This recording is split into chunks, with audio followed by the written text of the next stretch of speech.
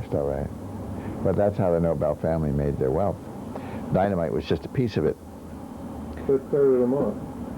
Well, I don't know whether it started them off or finished them off, but that was...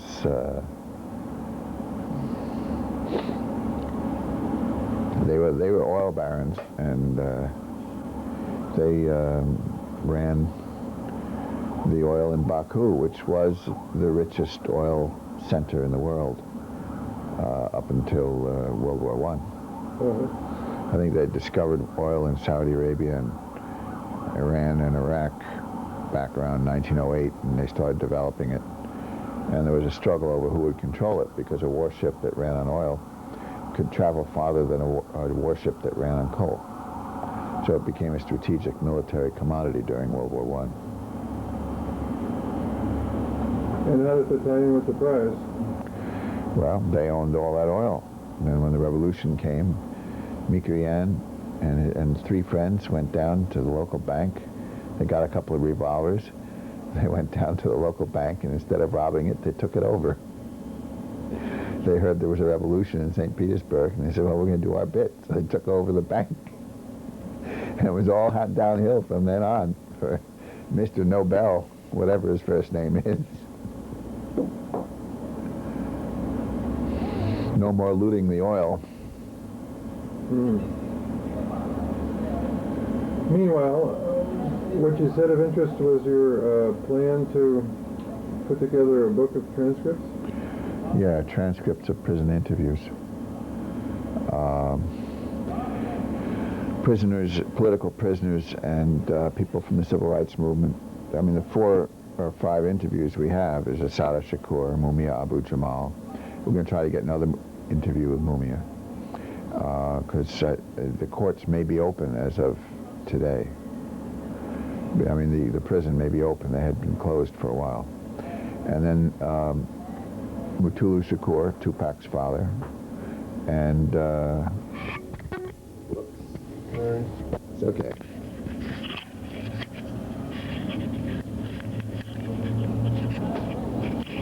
And after that, we have Kwame Ture, Stokely Carmichael. Each one is about an hour and a half, 2 hours long. They're already transcribed on computer disks. How many pages does it turn out? Oh, I don't know. Okay. I don't remember. But it's going to be good reading. Now, tell me more about Assata's tape, which I didn't study. Well, it's a 2-hour tape. We put it on as a special last spring. Assata Shakur speaking to youth in Cuba. We caught her at a very nice time. She was speaking to young people who didn't really know about her case. So she gave the kind of talk that you would give to people who don't know anything about her case. Oh, great. So, you know, she's talking to youth, and it just turned out to be just right.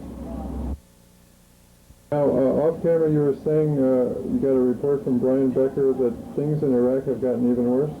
Yeah, he was telling the staff meeting at the International Action Center this morning that in this trip to Iraq, conditions were markedly worse than the previous trip last May. Last May, they took, a couple of $1 million worth of medicine. I think it was like 150 or 200 boxes, large boxes of medicine. This year, this fall, they only had about 20 people in the delegation, and some went on their own. So it was not nowhere near as much medicines. It was about $250,000 in retail value. I couldn't tell you how many boxes, but probably about 20. They said when they got there that they went through a sector called El Habibi, which I think is Arabic for the lover or the loved one. I'm not sure. I don't know Arabic very well. They reported that the neighborhood was just awash in garbage, that people had garbage coming up, his kids were playing in garbage coming up to their ankles, that the place was completely dispirited, that the, oops, here we go, we got to change this.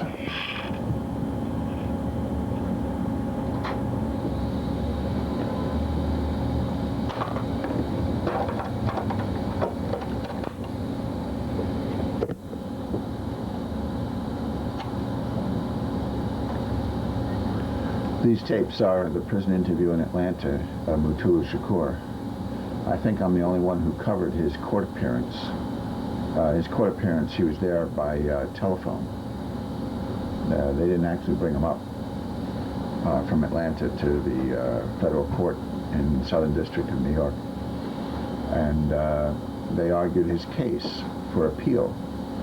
And the real basis for the case for appeal revolves around the fact that there was a police agent who worked for the Bureau of Special Services who kept him under surveillance for a very long period of time and wrote reports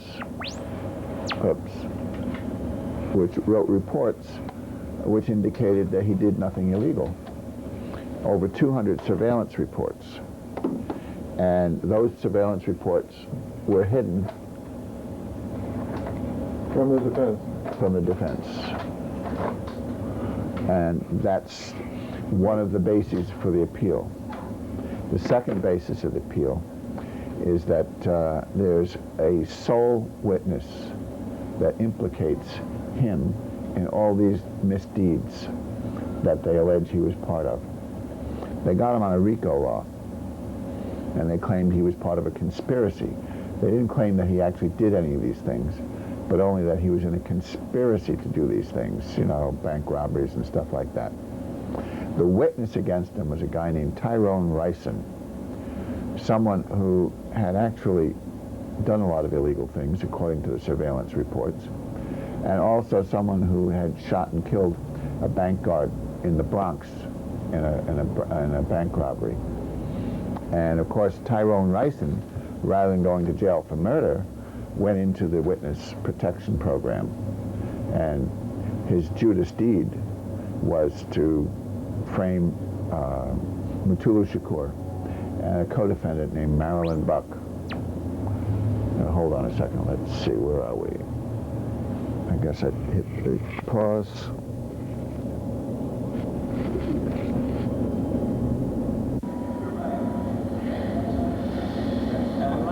Okay. Now, what's interesting about the case is that the federal, according to the lawyers who presented it in court last June, this case was a result of the Joint Terrorist Task Force, which is the sequel to the COINTELPRO. And none other than Rudolph Giuliani congratulated all of the people involved as federal attorney at the time for their cooperation. Well, the congratulations over their cooperation gives the lie to the government's claim that they didn't know about these surveillance reports, that the surveillance reports had to be known by the government because they were claiming, well, these are local city cops, we didn't know they were surveilling them. Meanwhile, the cop is willing to come in and testify. He's retired 20 years now, or 15 years now. He's willing to come in and testify as to what the report said, because he wrote them, 200 of them. And his word was that he was always a good, he never did anything illegal, that, he ran the Black School of Acupuncture, and he advocated the use of acupuncture and social activism as the best way to fight drugs and to rehabilitate drug victims from their habits. So that's what the case revolved around. And it turns out that in the original trial there was an M16, and the M16 was used. It has a certain sensational value in the trial, but it turns out that the M16, which is the only weapon involved that actually shot someone, killed this bank guard in the Bronx. Turned out that the stoolie, this guy Tyrone Ricin, is the one who stole the M16 from an army base, and they never let that come out in the trial. So the jury didn't know that the M16 was stolen by the stoolie. So it's like the COINTELPRO cases of the 70s, but now it's the Joint Terrorist Task Force of the 80s. And that's where this case comes from. Now, The conspiracy was just the two of them? No, I think there were some other people, and I don't know who those other people are. Those are the two people who are involved in this appeal. Now, who he is, Mutulu Shakur, he was in the original Lincoln Detox, which was an organizing project of the Black Panthers and the Young Lords and the Republic of New Africa up at Lincoln Hospital. And the Lincoln Detox pioneered the use of acupuncture. They found it by accident in Chinatown, moxibustion and acupuncture and acupressure. And they started pioneering these Asian treatments and found out that they worked. Someone around 1970 or so, in 71 in China, found out that the asthma pressure points or acupuncture points were effective in fighting the drug addiction. And when Nixon went to China, it came out in the news, this story.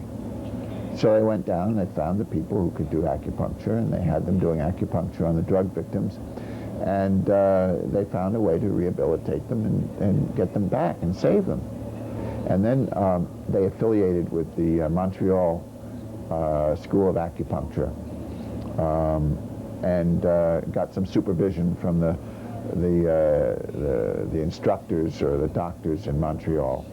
And eventually Mutulu Shakur traveled to Canada and went to school and became a doctor of Oriental medicine with the ability to perform acupuncture and do other things that Oriental doctors do. And then he came back to New York and set up this school, the Black School of Black School of Acupuncture, where he taught basically how to do it. And in 1986, just as the crack epidemic was hitting New York, and we now know, of course, that the crack epidemic was brought to us not by some drug pushers, but by the CIA, and was part of a whole Iran-Contra drug connection. That the crack epidemic was a government-produced epidemic, that it was produced and manufactured by Oliver North, and while 47% of all the prisoners in prison are there for drug-related crimes, Oliver North, who has brought more drugs to America than any other person, has not spent a single day in prison because of his connection with the biggest and worst drug plague that swept the United States, the crack epidemic of 1986. Well, that's when they arrested Mutulu Shakur. And of course, he had developed this system of acupuncture and Oriental medicine as a way that could fight and counter the crack epidemic. And so it wasn't just that they put him in jail. They put him in jail just as the crack epidemic hit New York City. And he was part of that movement of people who used alternative medicine and political activism, and especially acupuncture, in order to fight quite effectively drug addiction. And by getting him out of circulation, they were able to prevent him from being a factor in helping people get out of the crack addiction. And you know, it came out in Los Angeles that this whole crack thing was developed in LA by this guy Blandon and this other fellow who were basically raising funds for the Contras after the U.S. Congress cut them off to run the Contra army by smuggling in cocaine and retailing it in the poorest communities, especially the black community of Los Angeles, from which it found its way east to New York. So that's the story of Mutulu Shakur. He was, of course, he is the father, or stepfather actually, of Tupac Shakur. Afeni Shakur also lived with him. Yet there was no attempt to run after the shooters. It's almost as if the police agents were in on the deal. Sounds like it. Yeah.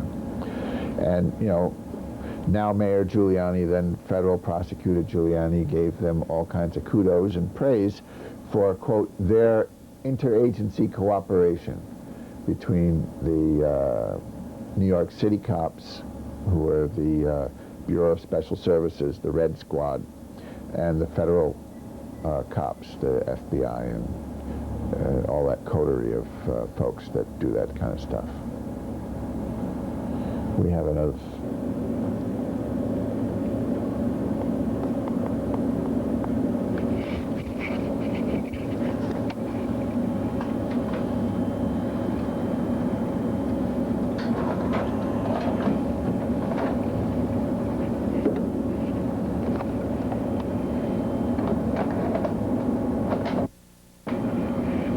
Digital stuff is as good a quality an image as that? No, not quite. Almost. Almost? Almost goes a long ways. It's making strange sounds. That's okay. Just the cassette's a little worn.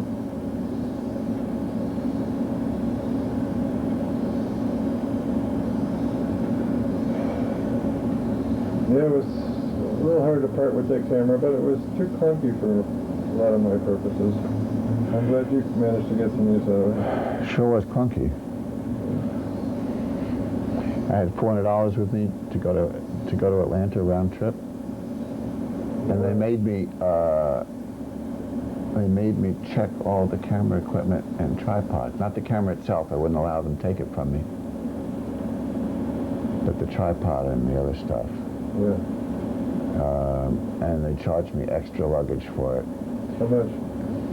It's like $75 or $100, plus taxis getting out there, because I can schlep that stuff through the subway. I ended up blowing the whole round trip funds on the one direction.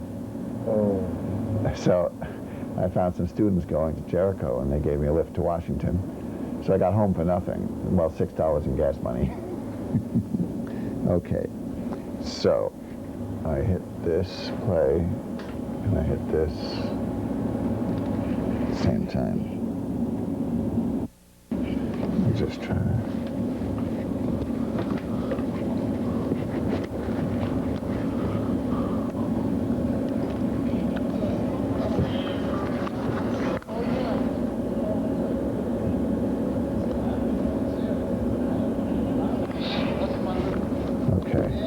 There we go. Okay. Yeah, I wanted to hear the people, but... Oh.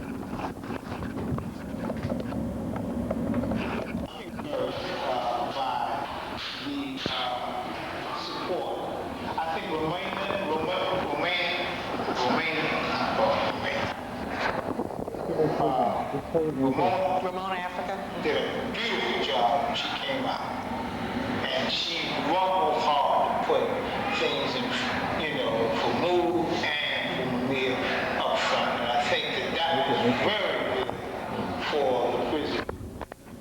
Meanwhile,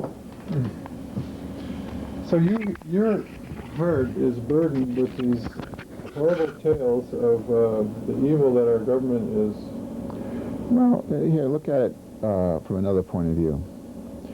Future historians are going to look back at our age and say, why were so many people in prison for such a long time, especially from the black and Latin community, and who did anything about it? You know, in Germany, they talk about the Holocaust and the concentration camps, and they say, well, who knew and who did anything, and who spoke up against it? But there's 1.7 million people in prison in this country. It's the highest rate of imprisonment of any country in the world. When I was in prison in the 60s for anti-war protests, there were 278,000 prisoners. In the last 3 years alone, they have added 270,000 prisoners to the prison system, state, local, and federal. The country is awash with prisoners. 1 out of 3 young men in the black and Latin community are either in jail, or on bail, or awaiting trial, or on parole, or probation, or in the criminal justice system in one way or another. What's going on with that? It's sort of like creeping slavery. It's even worse than slavery. Well, it's like, that's true.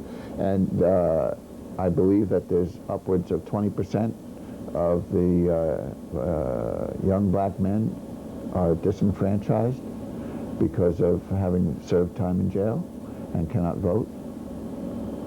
And, you know, you can't tell me that all the drugs in this country are used in the black community. There's more drugs used among whites, far more, but you don't see them going to jail.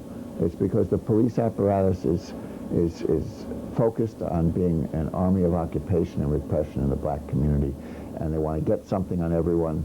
They're surprised when they pick up some young kid who they don't have something on, they don't have a record on, they don't know who he is.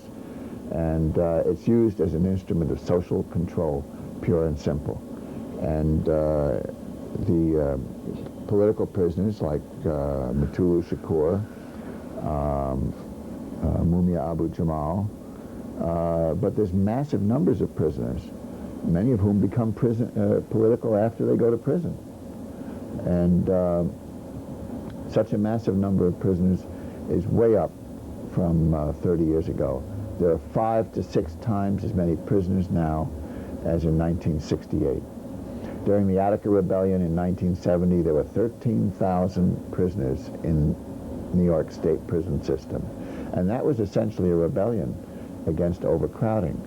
There are now 70,000 prisoners in the New York State prison system. I mean, what gives?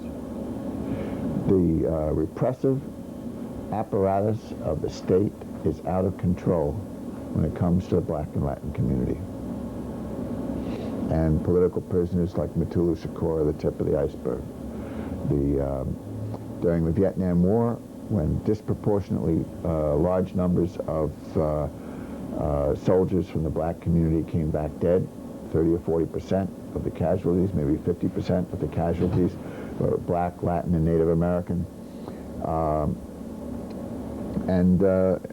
There were rebellions in the black community during the mid-60s by youth who, why go to Vietnam and get killed?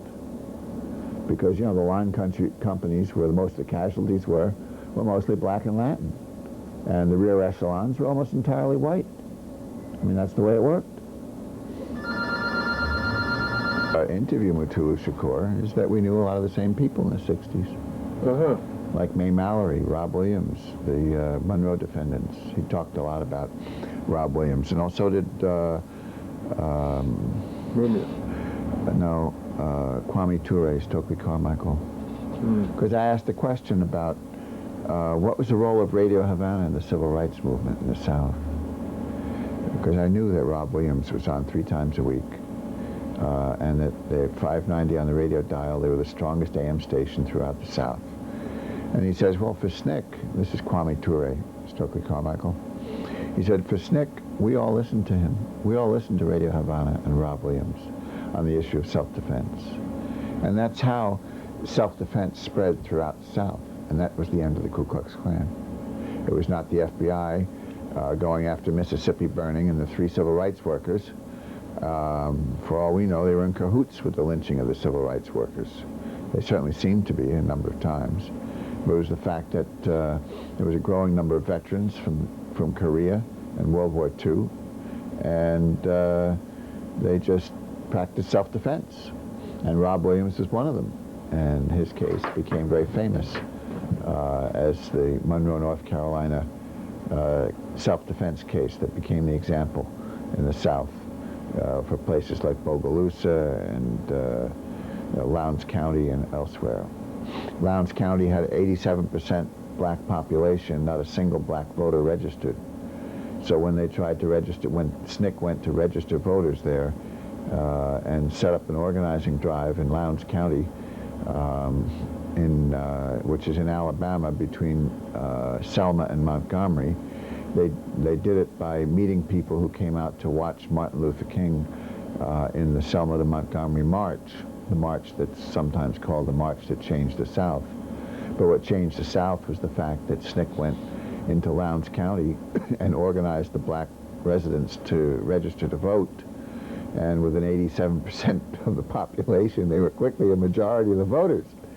But they had lots of shootouts with the Ku Klux Klan and the power establishment that wanted to keep the black people off the voter rolls. Well, that was the birth of the Black Panther Party. That is, they set up this party, the Lowndes County Freedom Organization, and the Alabama law required the Freedom Organization to have a symbol. So they chose the Black Panther as their symbol. And thus was born the Black Panther Party. At the time, the Democratic Party had the white rooster, or a white cock, as their symbol. And of course, you know what, as Stokely, Kwame Ture said, you know what a panther would do to a rooster. So it was immediately popular. And Bobby Seale and Huey Newton, they asked the SNCC folks in Lowndes County. Get this a little closer, I think it'd be better. Oh, yeah. They asked the, hold on, look up here. They asked the SNCC folks in Lowndes County if they could use the name. And that's how the Black Panther Party in California, it was called the Black Panther Party for Self-Defense, was born. And they would follow the police around with the clack-clack of their rifles and protect young men who were being arrested in the street. I think that the explosion in the prison population really began with the arrest of thousands during the Newark and Detroit rebellions in 1967. And so the police couldn't tolerate not having a monopoly on the guns? well, it wasn't that. I mean, they don't mind if people in the community shoot each other. They're racists. No, it's not that. It's that it's a question of social control. And I remember the articles about the Newark Rebellion, that for the first time, thousands and thousands of young men, mostly young men in the black community, had been arrested during the Newark Rebellion. And they flooded the jails in New Jersey. And this spiral, this growth in the prisons, especially relative to the black and Latin community, had been going on for some time. But in 1967, it began to spiral upwards at a very rapid rate.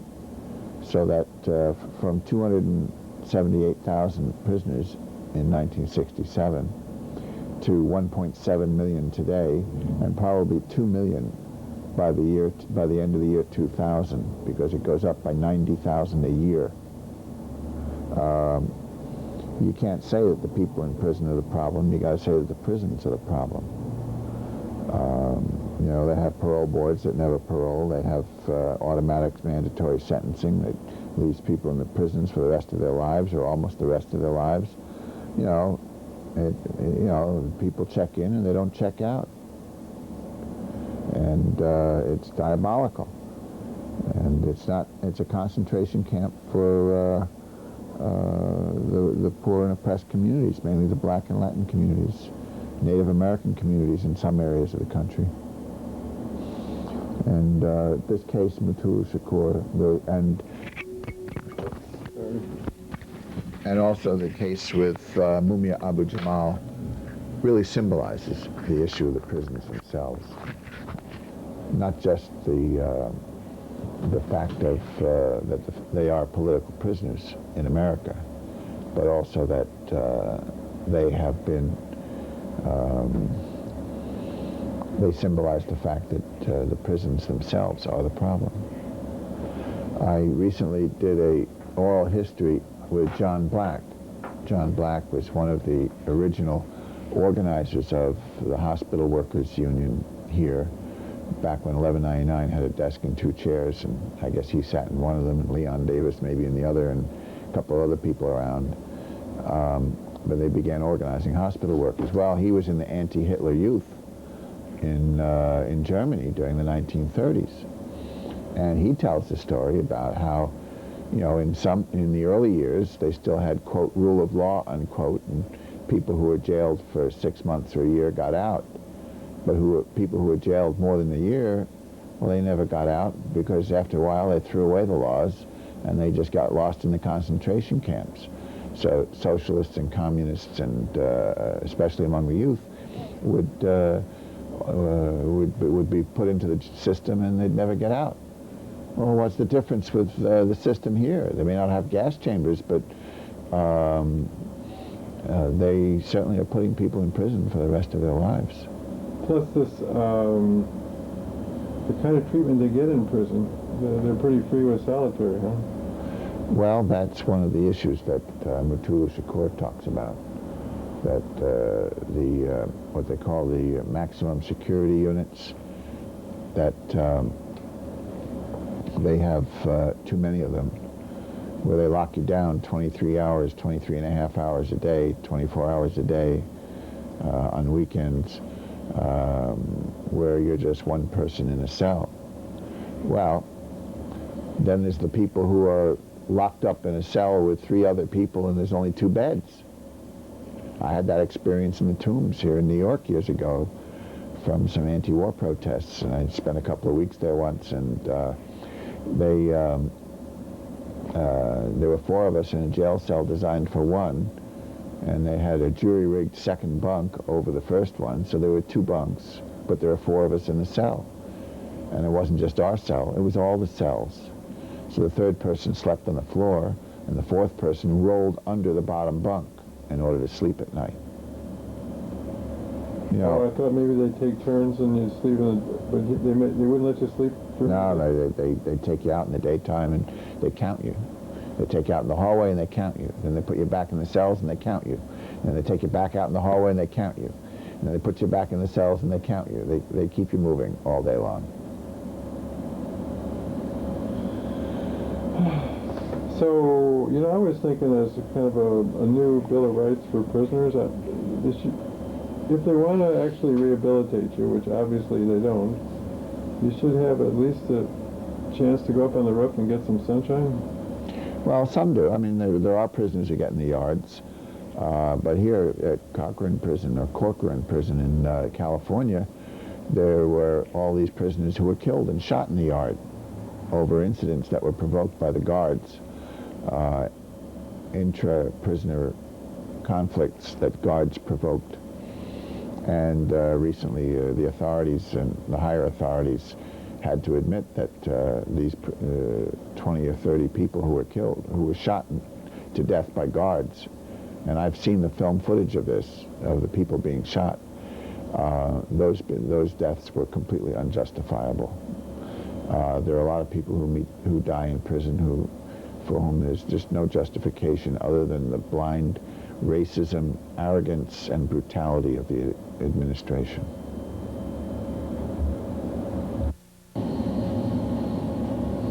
They had been running for a couple of minutes. Yeah. But you were rapping good, brother. Here we go.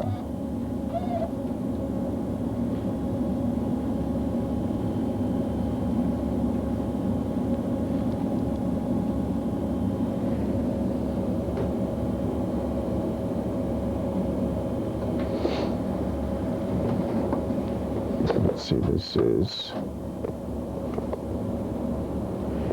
3.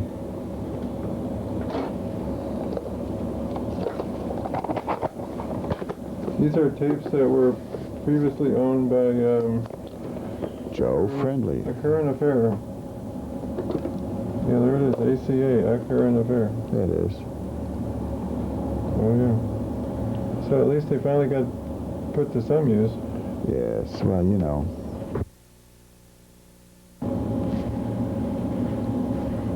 Are you in correspondence with Mutulu?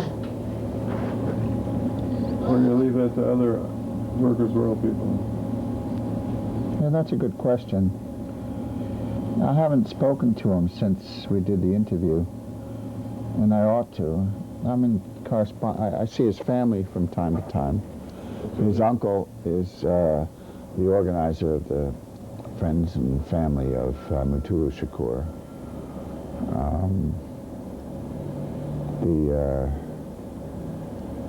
And I guess they have an activity this soon, because I got a mailing from them the other day. And I see his attorneys. How far along is the proceeding? They argued it last June. They haven't gotten any answer. They made an appeal for a new trial, or For a new trial, yes, because of the reasons you stated. yeah, they had exculpatory evidence that they hid from the defense. So they made their papers, they made their argument, and the court just hasn't responded? Hasn't yet. Now, the judge that they put it before, I don't recall his name offhand. I have it in my book, but he's the same judge that heard the case 10 years or 13 years ago.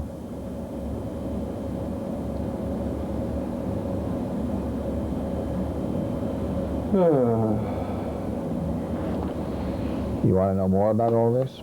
Yeah. Well, there are no books that I know of on the subjects of the political prisoners. There are a lot more political prisoners. Safia Bukhari had an interesting thing organizing for the Jericho March to Free Political Prisoners last spring. She said, well, we keep finding other political prisoners that we didn't know about as we organize. And on top of that, there's also prisoners who didn't go in for political reasons, who become political.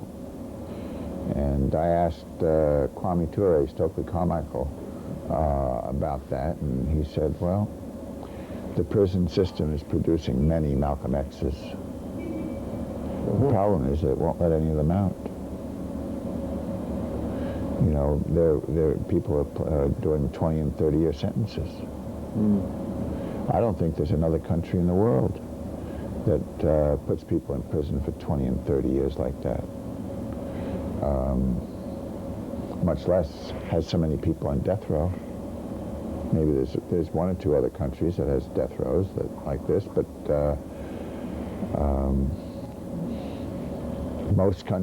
many countries will not extradite to the United States because they don't believe in the death penalty. Like this guy that they caught in Germany, who was they're accusing of being involved with blowing up the U.S. embassies in East Africa. Germany doesn't want to extradite him to the United States because he'll face the death penalty if he comes here, and they're against the death penalty. And their law doesn't allow them to extradite people to death penalty countries to face the death penalty. Sounds good to me. Yeah. You want to mention anything about Woodfox? Well, I'm going to interview Cheryl LaBash probably tomorrow or Thursday. The trial is going on right now.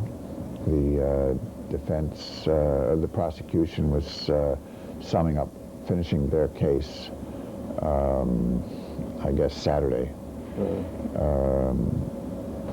It's a small town. The population of the town is mostly prison employees. The lawyer's a local lawyer. We don't know much about the lawyer.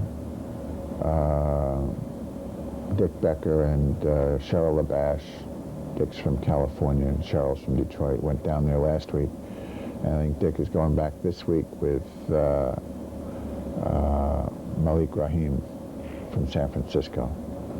And he was originally a Panther from New Orleans. And they all come from New Orleans originally.